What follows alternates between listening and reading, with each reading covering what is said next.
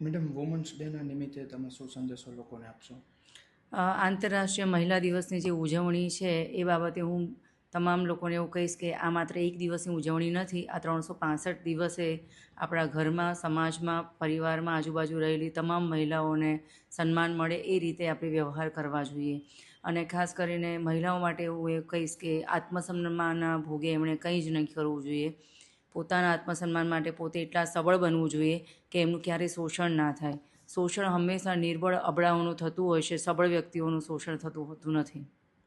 અને તમે આપણા હોદ્દા ઉપર છો, તમને કેવી કઠિન પડી છે આટલા હોદ્દા ઉપર આવવા માટે?